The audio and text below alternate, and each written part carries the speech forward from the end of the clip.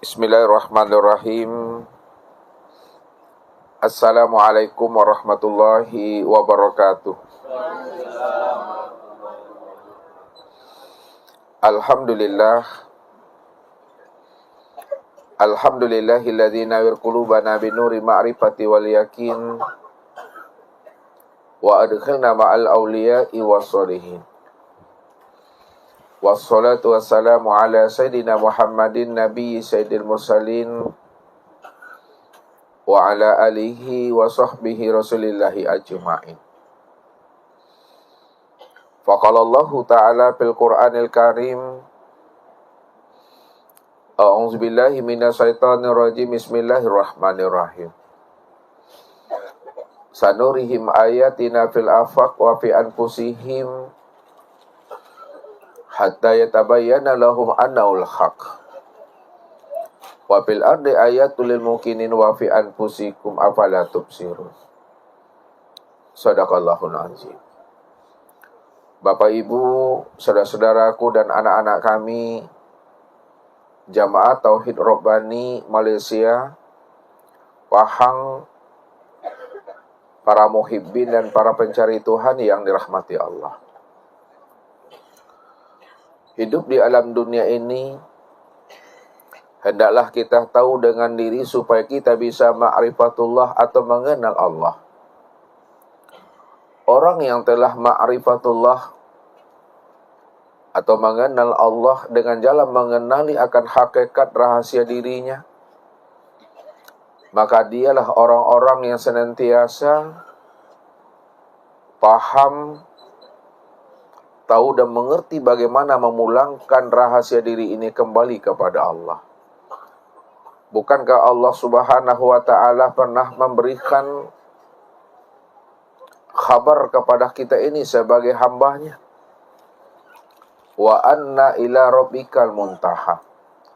Sesungguhnya Rabbmu itu, aku ini adalah akhir perjalanan kesudahan hidup dan dirimu.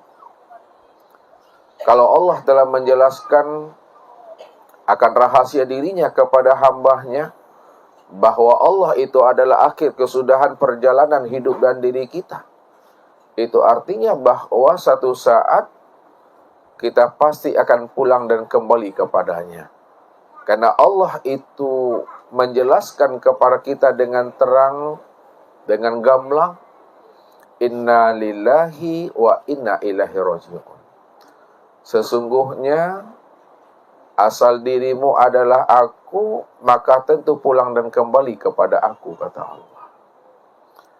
Kalau kita yakin, paham bahwa Allah itu adalah asal daripada diri kita, dan kita tahu juga suatu saat kita akan pulang dan kembali kepada dirinya, maka ketika kita masih hidup di alam dunia atau di alam syahadah ini, sebelum roh itu melepaskan akan cangkangnya, melepaskan akan tubuh jasmani atau tubuh yang zahir ini, maka di alam dunia dan di alam syahadah inilah Bapak Ibu, kita mesti telah mengenal Allah itu dengan pengenalan yang sempurna, zahir dan batin, supaya kita benar-benar mampu memulangkan rahasia diri ini kembali kepada Allah dengan sempurna dan baik. Maka orang yang tidak mampu mengenali akan Tuhannya,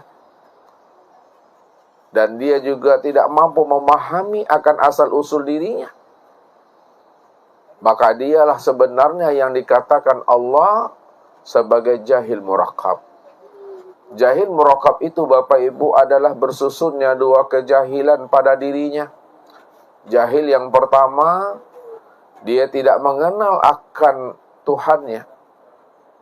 Dan jahil yang kedua, dia tidak mengenal akan rahasia dirinya.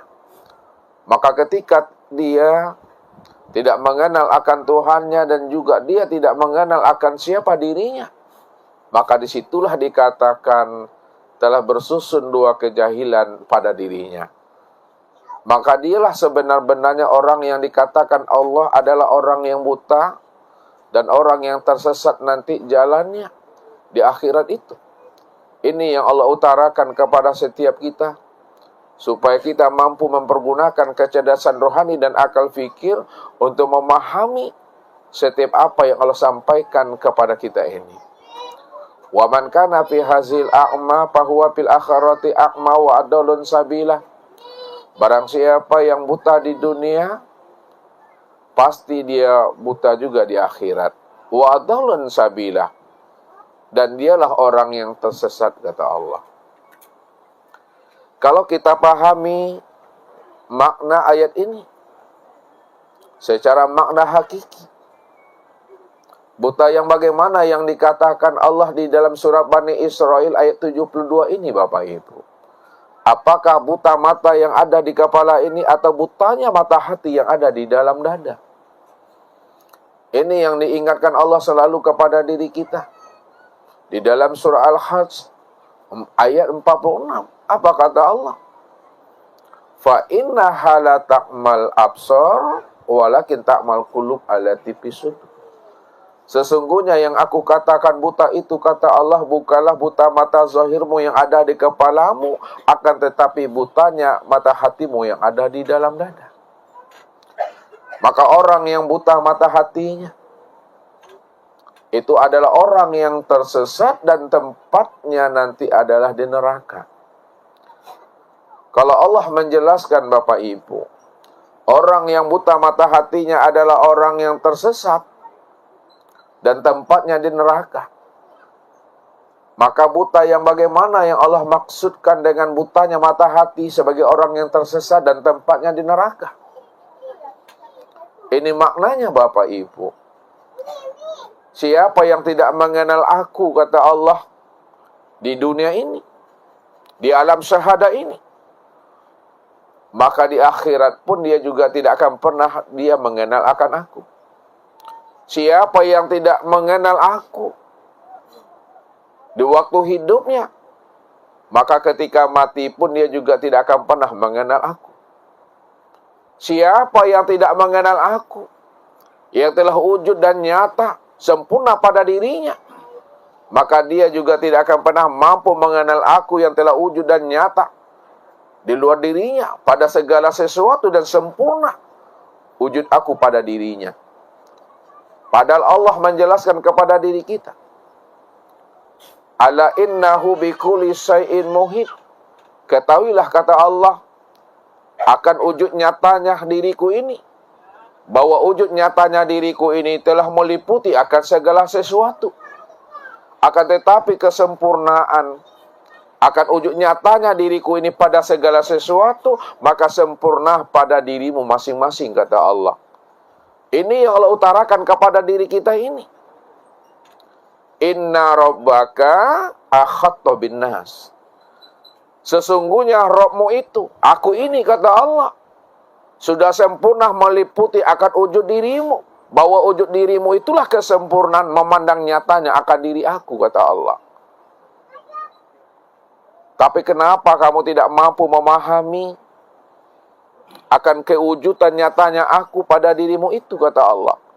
Maka disinilah Allah mengajak kita ini untuk meniti ke dalam diri, untuk ikrar dan menyentar serta menyilau kita ke dalam diri kita ini. Awalam yatafakkaru fi anfusihim balil insanu ala nafsihi basyira. Kenapa kamu tidak mau mempergunakan akal fikirmu? Siapa sebenar-benarnya yang menjadi rahasia dirimu, kata Allah. Maka Allah tanyakan kepada diri kita ini, wa fi anfusikum afala tubsirun. Kenapa kamu tidak mau memikirkan siapa yang menjadi rahasia dirimu, kata Allah. Siapa sebenarnya yang hidup pada dirimu, yang memandang pada dirimu, yang mendengar pada dirimu, yang berkata. Siapa itu sebenarnya, kata Allah. Maka jikalau kita mau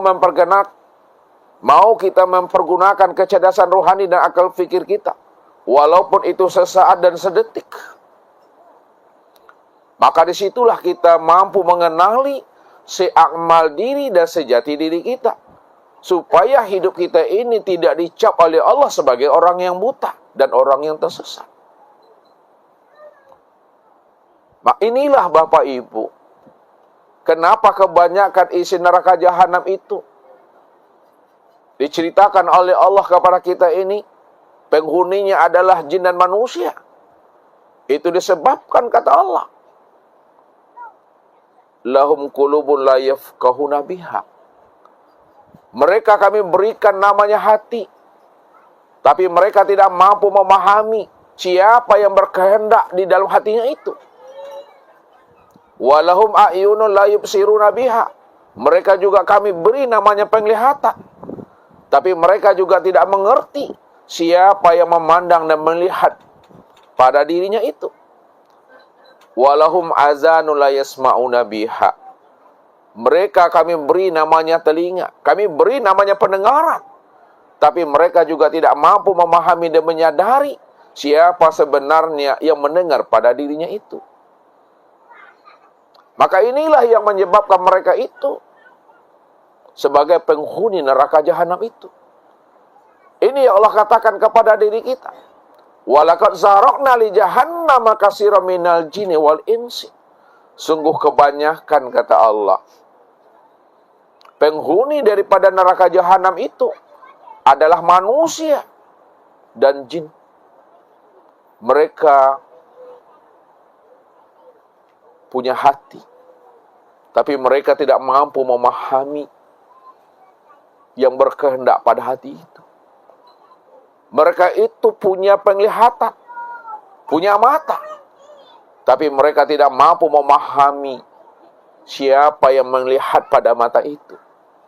Mereka juga kami beri namanya pendengaran, kata Allah. Kami beri mereka itu telinga, tapi mereka tidak mampu memahami siapa yang mendengar pada telinga itu. Maka orang-orang yang demikian, kata Allah, kami umpamakan mereka itu kal an'am balhum adoh. Taubanya mereka itu, kata Allah, sama seperti hewan ternak. Bahkan mereka itu lebih ternak lagi daripada hewan ternak. Hewan ternak, Bapak Ibu, dikatakan ia sesat karena dia tidak diberikan Allah namanya akal dan pikir. Kalau masalah memandang, melihat, kita melihat, dia juga bisa melihat. Dikatakan kita mendengar, binatang itu juga bisa mendengar. Begitulah sebenarnya. Makanya binatang itu dikatakan tersesat. Tapi kenapa manusia itu, Allah katakan dia itu lebih sesat daripada hewan ternak? Dia diberikan Allah namanya hati, diberikan Allah namanya penglihatan, diberikan Allah namanya pendengaran, diberikan Allah namanya akal. Tapi mereka tidak mampu mempergunakan kecerdasan rohani dan akal fikirnya untuk ikra dan menilik, memahami siapa dirinya. Maka ketika itulah Allah katakan, ulaika kal an'am bal hum adall. Mereka itu lebih sesat daripada hewan ternak. Ulaika humul ghafilun. Mereka lah sebenarnya orang-orang yang lalai, kata Allah. Maka jikalau kita ingin hidup selamat dunia dan akhirat, kita ingin dipertemukan Allah nanti di akhirat dalam satu komplek perumahan di surga itu, maka kenalilah diri kita ini. Pahamilah sejati diri kita ini, supaya kita bisa mengenal Allah yang telah wujud dan nyata menjadi rahasia diri kita ini. Maka ini yang Allah ingatkan kepada diri kita ini melalui lisan para nabi dan para rasul, Bapak Ibu. Berapa banyak nabi dan rasul diutus oleh Allah untuk mengajak kita ini mengenali akan sejati diri kita itu. 124.000 nabi, Bapak Ibu. Semuanya mereka itu mengajak umat itu bisa dia mengenal dirinya, supaya dia bisa mengenal dan memahami siapa Tuhannya. Dari 124.000 nabi, itu adalah orang pilihan. Maka dipilih lagi yang terbaik dari 124.000 nabi itu. Itulah 315. 315 itu, Bapak Ibu, juga adalah yang terbaik dari 124.000. Maka 315 itu Dipilih lagi yang terbaiknya menjadi 25. 25 itu yang terbaik dari 315. Dari 25 itu Bapak Ibu, dipilih lagi yang terbaiknya, yaitu 5. Ini yang dikenal namanya dengan Nabi Ulil Azmi. Dari yang 5 itu Bapak Ibu, dipilih lagi yang terbaiknya, yaitu 1. Yang 1 itu adalah Nabiuna Muhammad Sallallahu Alaihi Wasallam. Maka sekalian para nabi dan para rasul, apapun dakwah, seruan, ajakan mereka untuk mengajak kita ini mengenal akan Allah, maka sempurnalah seruan dakwah Nabi dan Rasul itu kepada baginda Rasul Nabiuna Muhammad Sallallahu Alaihi Wasallam.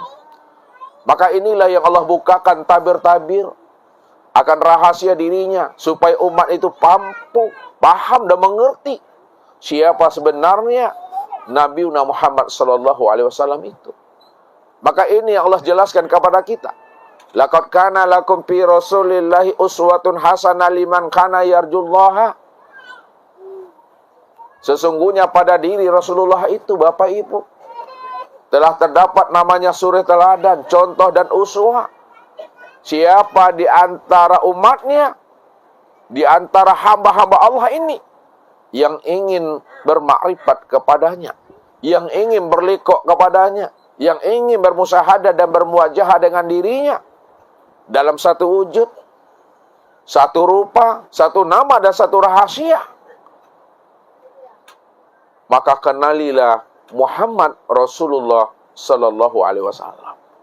Beliaulah sebenarnya kesempurnaan tentang ilmu ma'rifat ini. Beliaulah kesempurnaan yang sebenarnya memahami ilmu hakikat ini. Beliaulah sebenarnya kesempurnaan di dalam memahami ilmu tarikat dan syariat ini. Kalaulah baginda Rasul Nabi Muhammad Sallallahu Alaihi Wasallam menjadi contoh dan teladan buat diri kita ini, bagaimana kita ini mengenal akan Allah, maka pahamilah Rasulullah itu. Apa sebenarnya yang disampaikan Rasul kepada umat ini? Kalau memang beliau itu adalah kesempurnaan, risalah-risalah yang disampaikan oleh Nabi dan Rasul sebelum beliau, maka ini yang kita pahami, Bapak Ibu. Malam ini, waktu yang sangat terbatas ini, kita akan mencoba membongkar siapa sejati diri kita ini, supaya kita tahu, kalau Bapak Ibu sholat, kalau Bapak Ibu berpuasa, kalau Bapak Ibu berzakat dan berhaji, kalau Bapak Ibu melakukan suatu ibadah dan ketaatan apapun, Bapak Ibu mengenal siapa sebenarnya yang beramal dan berbuat itu, yang benar-benar nyata dan wujud pada diri Bapak Ibu ini. Maka pertajam pandangan hati kita ini, supaya kita bisa mengenal siapa sebenarnya yang punya diri pada diri kita ini sebenarnya. Ini yang diantarkan oleh orang-orang tua kita, orang-orang arif billah dan orang-orang yang kasab. Baca alam pada diri, baca diri di dalam diri. Di dalam diri ada diri, di dalam diri ada rahasia diri. Di dalam rahasia diri itulah aku wujud dengan sendirinya. Maka pertajam pandangan hati supaya kita tahu siapa sebenarnya wujud yang hakiki yang berdiri dengan sendirinya. Ini yang Allah ingatkan kepada kita. Zohirun Rabbi fi batni abdi. Nyatanya aku, wujudnya aku ini benar-benar wujud dan nyata serta terang dalam pandangan hatimu. Maka hapuskan sekalian alam dan lenyapkan sekalian diri dalam pandangan hati. Kalau alam dan diri telah lenyap dan hapus dalam pandangan hati kita, Bapak Ibu, maka ketika itulah hati mampu memandang bahwa segala yang wujud yang nyata pada alam dan nyata pada diri, itulah sebenarnya kesempurnaan memandang nyatanya akan wujud Allah. Bikulli syai'in muhit akhatu bin nas itu. Supaya setiap ibadah yang kita lakukan itu betul-betul ibadah yang ada ruhnya, ibadah yang ada nyawanya, ibadah yang ada jiwanya. Itulah ibadah yang hidup. Ibadah yang hidup itu adalah ibadah yang bisa merasakan nikmatnya dari setiap ibadah yang dia perbuat. Tapi kalau ibadahnya mati Bapak Ibu, ibadahnya tidak ada ruh dan jiwanya disebabkan dia tidak pernah mengenal akan Allah, maka hilanglah nikmat itu di dalam diri, hilanglah rasa itu di dalam diri, karena ibadahnya tidak ada ruhnya, ibadahnya tidak ada jiwanya, disebabkan dia tidak mengenal akan Tuhannya. Untuk lebih paham Bapak Ibu, tunggulah pesan-pesan berikut ini.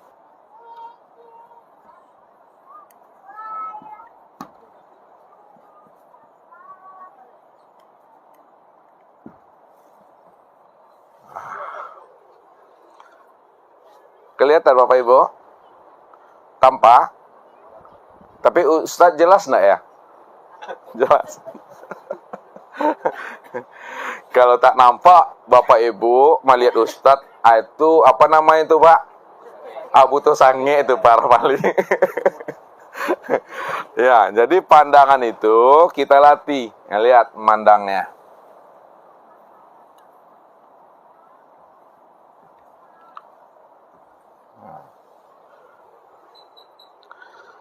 Ada namanya pandangan ro'a. Yang kedua, ada namanya pandangan nazara.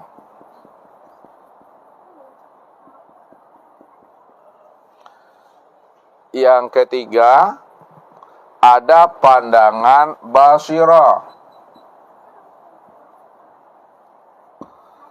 Dan yang keempat, ada pandangan absara.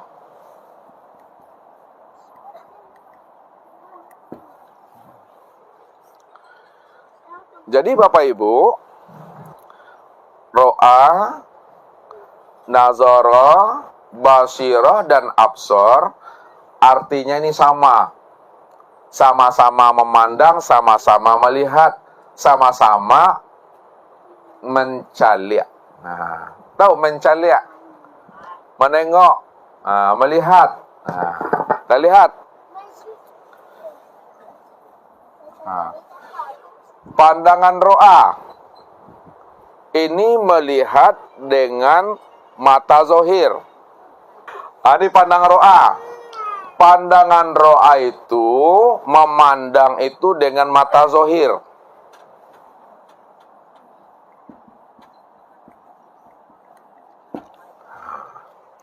Mata zohir itu ro'a namanya. Yang kedua, pandangan nazara. Pandangan nazara itu, Bapak Ibu, adalah pandangan yang memandang dengan hati.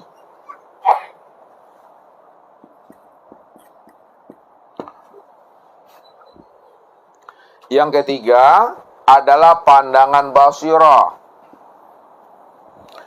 Basira itu memandang dengan pandangan mata hati.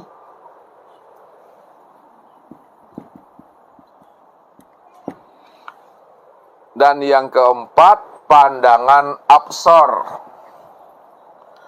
Pandangan absara itu memandang dengan pandangan hakikat mata hati.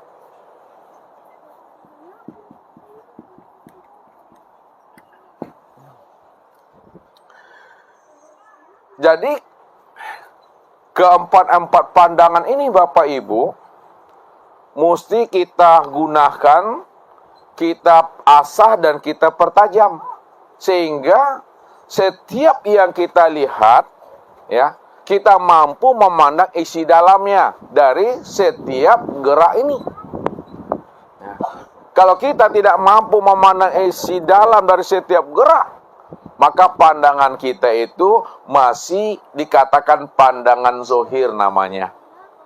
Ini yang membuat kita nanti menjadi orang yang buta, orang yang tertipu, atau orang yang takicu di antara.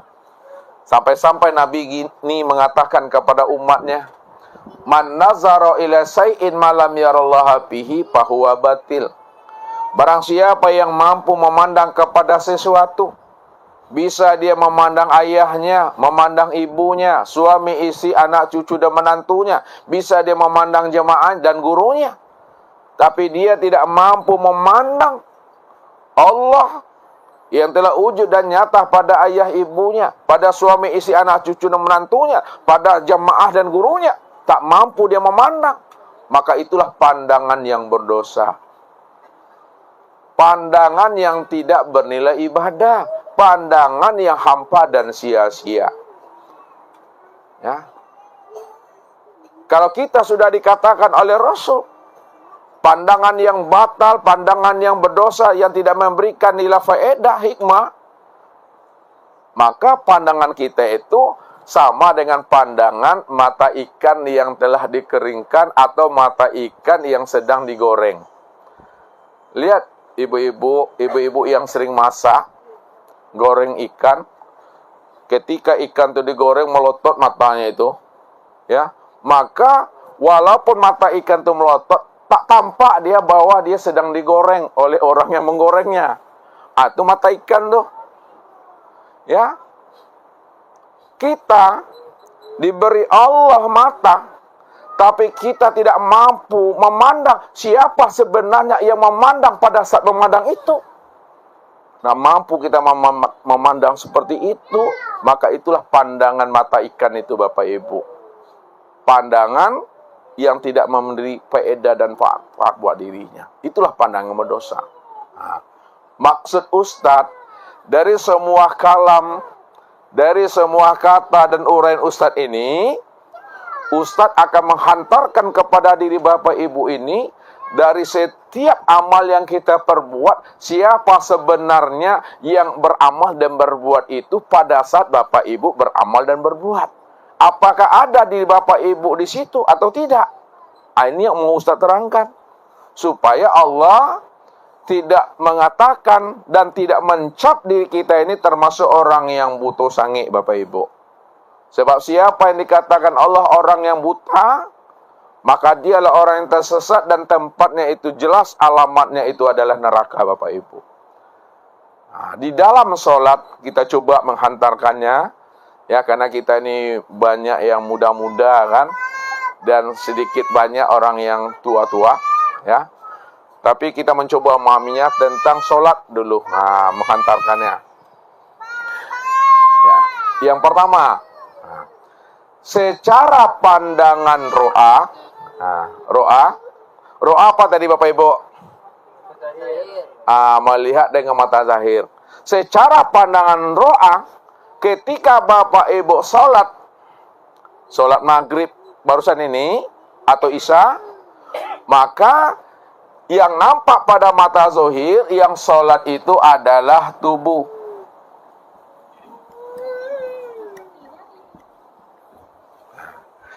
Yang nampak itu adalah tubuh.